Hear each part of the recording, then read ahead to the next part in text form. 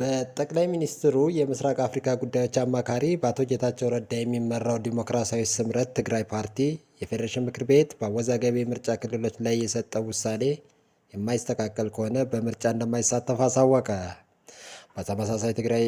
በተመሳሳይ የትግራይ ጊዜያዊ አስተዳደር ባወጣው መግለጫ የምርጫ ቦርድ ውሳኔ ሕገ መንግስቱን የሚጻረርና ግጭቱን የሚቀሰቅስ ነው በማለት በጽኑ ተቃውሞታል።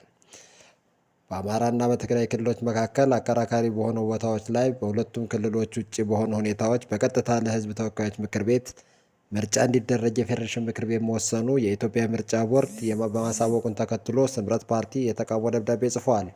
በቀድሞ የትግራይ ክልል ጊዜያዊ አስተዳደር ፕሬዝዳንት አቶ ጌታቸው የሚመራው ስምረት ፓርቲ የተቃውሞውን ለፌዴሬሽን ምክር ቤት እና ለብሔራዊ ምርጫ ቦርድ ባሳወቀበት ደብዳቤው ውሳኔው ሕገ መንግስታዊ ስርዓት አልበኝነት ነው ሲል ተችቷል።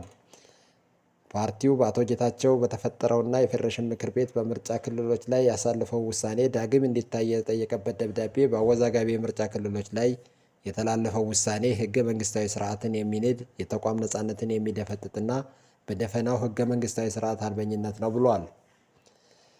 አክሎም ይህ የፌዴሬሽን ምክር ቤት ውሳኔ ተቋሙ በሌላ ሕገ መንግስታዊ ውክልና የተመሰረተ ነው በማለት የፌዴራል ስርዓቱን በጠራራ ፀሐይ እየገዘገዘ መሆኑን ያሳያል ብለዋል።